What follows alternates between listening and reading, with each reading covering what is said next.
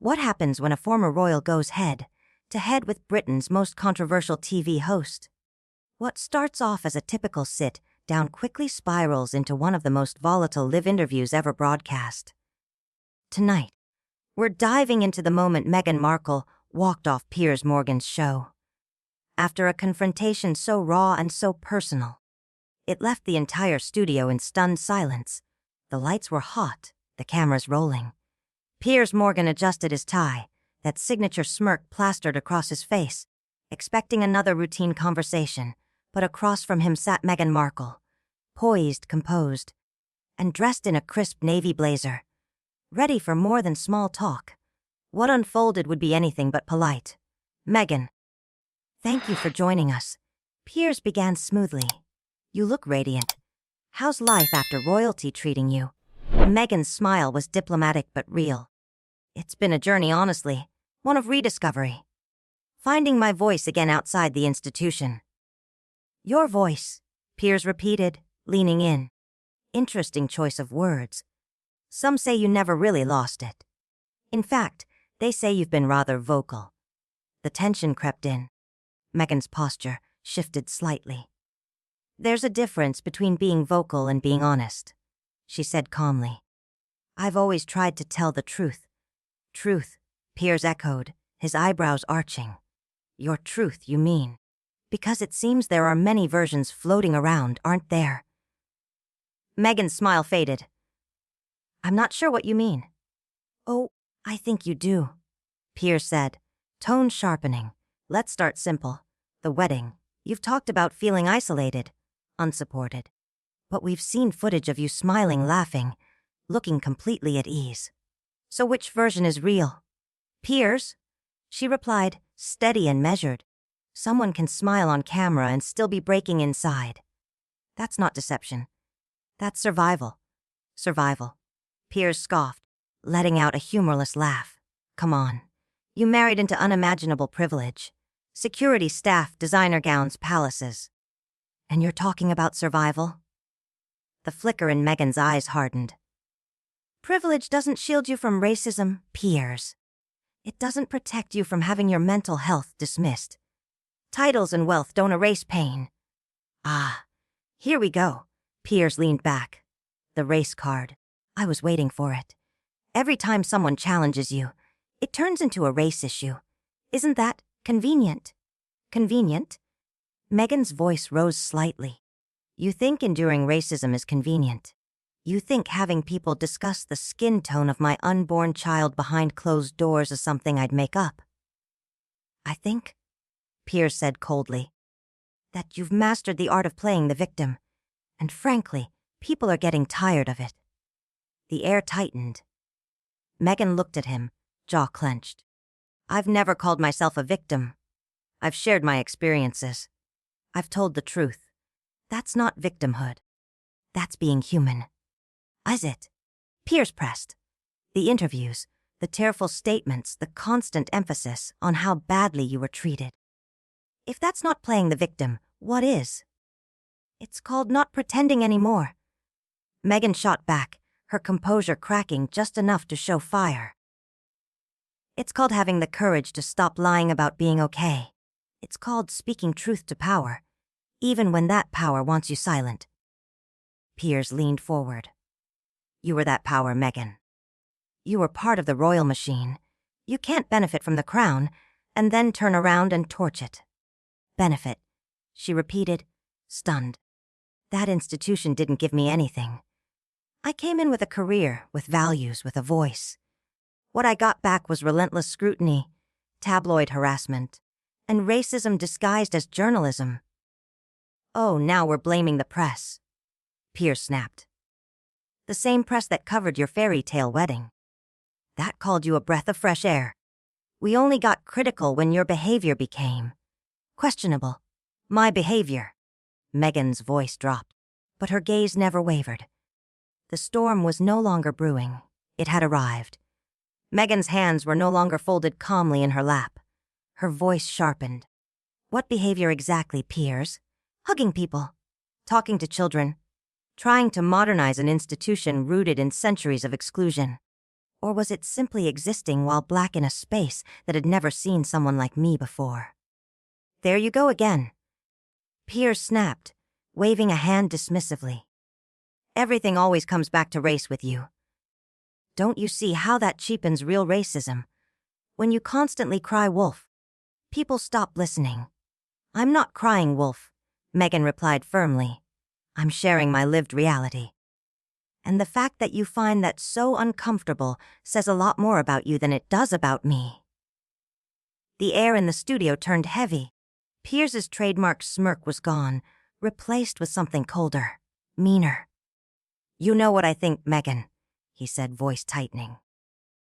I think you entered that family with a plan. You used your relationship with Harry to build a platform.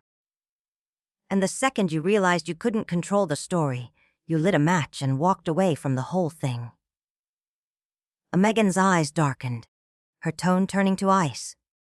That's not just wrong, Piers. It's offensive. You're accusing me of manipulating the man I love, of turning a marriage into a career move. That's not journalism. That's character assassination. Is it, though? Piers shot back. Let's look at the timeline. You met Harry, you got married, there was tension with the family. And suddenly, boom. Interviews, documentaries, multi-million-dollar media deals. You can't deny that's quite a trajectory. Meghan didn't flinch. It's the trajectory of a woman who refused to be silenced. The path of someone who chose authenticity over complicity. Authenticity, Piers repeated with a sneer. Is that what we're calling it now? Meghan's expression hardened. When she spoke again, her voice had a quiet steel. Try it sometime, being authentic, instead of hiding behind cheap outrage and made for TV moralizing. Piers's eyebrows arched. Cheap outrage? Are you really implying that my criticisms shared by millions of Britons, are fake? I'm saying, Meghan replied, unwavering, that you've built a brand on attacking people, especially women of color. You dress it up as journalism, but it's cruelty in a suit. Woman of color, Piers said mockingly. There it is again. Every criticism becomes a race issue. Every question an attack. You really don't see how that kills honest conversation, do you? Let me break it down for you, Piers, she said slowly. When you're constantly the only person who looks like you in the room. When you're told you're too loud, too ambitious, too different, when every gesture is dissected, every smile politicized. Yes, sometimes it is about race. And pretending it isn't doesn't make you fair-minded. It makes you willfully ignorant. Willfully ignorant. Piers snapped, his voice rising. I've been in this industry for decades. I've interviewed people from every background. I treat everyone the same? And that's the problem. Meghan fired back. You treat everyone the same, as if we all walk through the same doors with the same weight on our backs. You erase context. You erase history. And then you wonder why people call you out. Piers leaned forward, jaw clenched. You want to talk about context? Let's talk about the millions of working class families in Britain, struggling to feed their children, to keep their lights on, while you and Harry lecture them about privilege from a California mansion. Meghan's voice dropped to a low, fiery intensity. Don't you dare weaponize poverty to silence me. Don't you dare use struggling families as a rhetorical shield. I do care. I have struggled. I didn't forget where I came from. You did. You've turned struggle into a talking point instead of a reason to listen.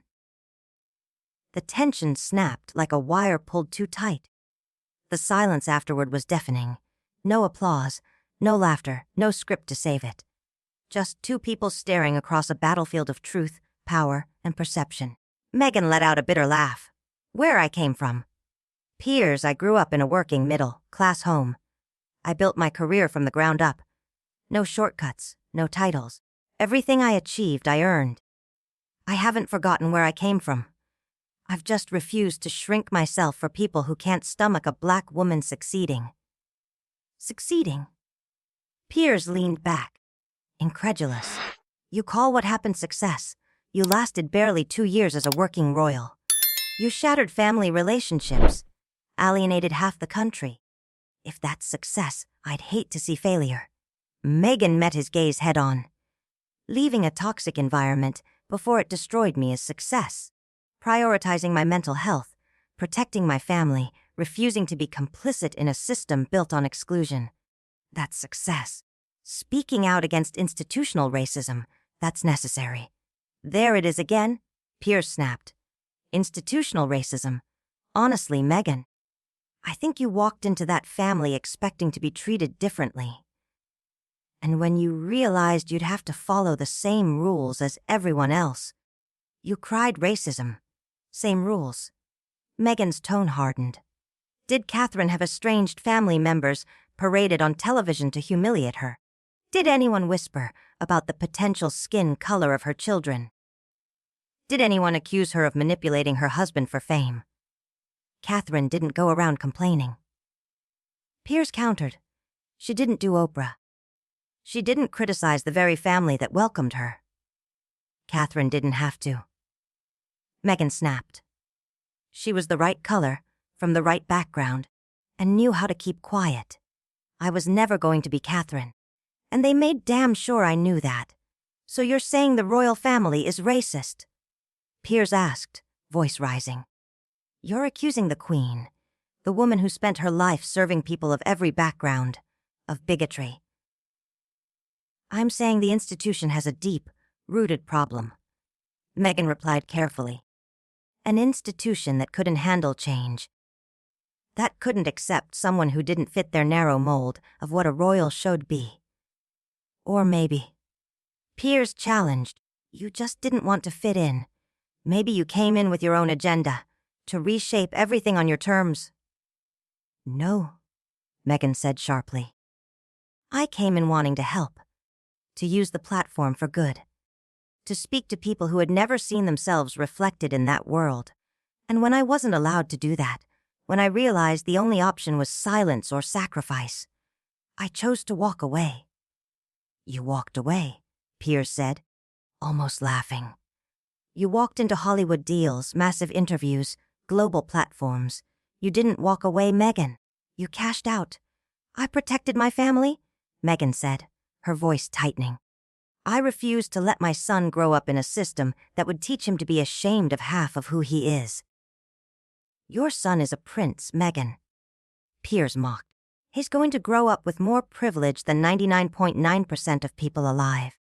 Spare us the martyr act. I'm not protecting him from a lack of privilege, Meghan replied, voice cracking with emotion. I'm protecting him from hatred, from the same scrutiny and cruelty that nearly broke me. Hatred. Piers barked. You think criticism is hatred. You think being held accountable is hatred. You've lived such a pampered life, Meghan.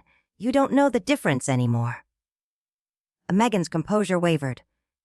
Criticism is one thing, but you've spent years attacking my character, questioning my integrity, portraying me as manipulative and fake.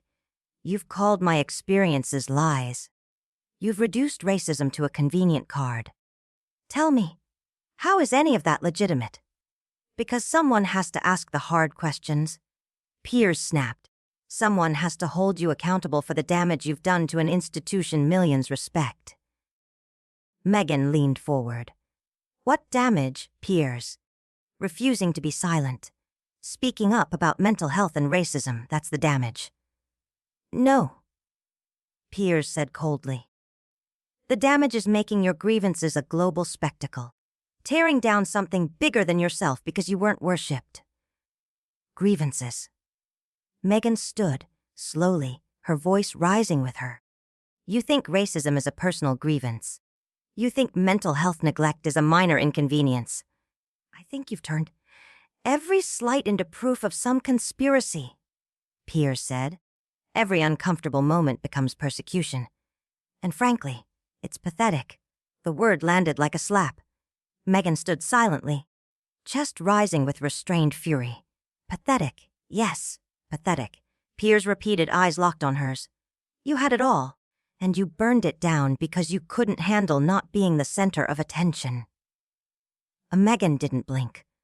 Her voice, when it returned, was colder than ever. No, Piers, I chose authenticity. Something you might want to try, just once, instead of hiding behind cheap provocation and fake outrage. Piers raised his eyebrows. Fake outrage. Are you accusing me of faking this? Of not really caring about the institution, about the monarchy, about the damage you've done? I'm saying, Meghan replied slowly, that you've made a career out of targeting people. Especially women of color. And you call it journalism, but it's not. It's just performative cruelty in a suit and tie. Piers chuckled bitterly. There it is again. The race card. Every time someone criticizes you, it's racism. Every question becomes an attack. Meghan leaned in slightly. Let me break this down for you, clearly. When you're the only black woman in the room. When every word is dissected, when every look is misread. When your very presence is a disruption. Yes, sometimes it is about race. And pretending it's not doesn't make you fair. It makes you willfully ignorant. Piers's voice rose. I've spoken to every type of person under the sun. Every race, every class. I treat them all the same. And that's exactly the problem. Meghan snapped. Treating everyone the same ignores the fact that not everyone walks through life with the same burdens. You pretend it's fairness, but it's erasure. Oh, please. Piers scoffed. You and Harry sit in a mansion in California lecturing working class Britons about struggle, about burdens. You've lost touch. Don't you dare use struggling families as a shield for your own agenda. Meghan fired back. You think I don't care? You think I don't remember what it's like to work multiple jobs just to get by? You're not protecting them, Piers. You're using them to attack me. You think I don't understand struggle because I married into royalty. Meghan's voice was calm but edged with steel. I think you've forgotten where you came from, Piers said coldly. I think you've built this entire mythology around being a victim, and now you can't see anything else. Forgotten. Meghan laughed, bitter and disbelieving. I came from a middle-class family, Piers. I worked for everything I achieved. I built a career, a name, a life. Before I ever met Harry, I didn't forget where I came from. I just refused to shrink to make other people comfortable. Piers scoffed. You call that success? You lasted under 2 years as a working royal. You blew up relationships with your family, your in-laws, and half the British public. If that's success, I'd hate to see failure. I call surviving a toxic institution success. Meghan snapped. I call choosing my mental health and my son's future over tradition success. I call refusing to be silent in the face of racism success. There it is again, Piers muttered. Institutional racism. You walked in expecting special treatment. And when you realized you had to follow the rules like everyone else, suddenly the whole thing was racist. Did Kate's family get dragged on national television? Meghan fired back. Did anyone speculate about how dark her children might be? Did anyone accuse her of manipulating her husband just for a title? Kate didn't spend her time complaining. Piers retorted. She didn't sit for self-indulgent interviews trashing the very family that welcomed her. Because she fit the mold, Meghan snapped. Right skin, right pedigree, right kind of silence. I was never going to be her, and they made sure I knew it. So what? Now the whole royal family's racist, Piers demanded. The Queen. The woman who gave her life to public service, who led the Commonwealth. I'm saying the institution has problems, Meghan said, more carefully now. I'm saying there are people inside it who couldn't handle change. Who couldn't accept someone who didn't look like them, act like them, or play the part they were used to. Or maybe, Piers said, leaning forward, they couldn't handle someone who didn't want to play the part. Who wanted to rewrite the rules on her own terms? Who wanted to modernize the monarchy? Meghan corrected. Who wanted to connect with real people, use the platform for good, But God forbid anyone try to evolve a 1,000-year-old system. And when that didn't work, Piers said, voice tightening, you lit the whole thing on fire. You couldn't change it, so you destroyed it. I protected my family, Meghan replied. No title, no tradition. No royal protocol is worth my child growing up ashamed of who he is. Your child, Piers said, voice turning mocking. Your son's a prince, Meghan. He'll have privilege beyond anything most people dream of. What exactly are you protecting him from? From the same system that tried to erase me, Meghan said, voice cracking just slightly. From growing up believing he has to hide half of himself to be accepted. Oh, come off it. Piers barked. You think criticism is hatred. You think tough questions are racism. You can't tell the difference between discomfort and oppression. You've called me manipulative, fake, calculating. Meghan shot back. You've dismissed my pain, my experiences, my identity, as if they were PR stunts. And now you call that accountability. Someone has to ask the hard questions, Piers said. Someone has to push back when one person's victim narrative tears down an institution millions respect. Tears it down. Meghan leaned forward. By speaking? By surviving? By refusing to be silent? But turning private issues into public war? Piers snapped. By setting fire to something bigger than you because your feelings got hurt. Racism isn't a feeling, Meghan said, voice shaking. Being ignored when I said I was suicidal isn't a feeling. It's a crisis. No, Piers said, eyes cold. What's a crisis is turning every slight into a civil rights cause. Every critique into a conspiracy. And frankly, he paused, then delivered it like a dagger. It's pathetic. The word hit like a slap. Meghan's breath caught in her chest. Pathetic, he repeated, sensing her reaction. You had everything, and you threw it away because being a team player didn't make you the star of the show.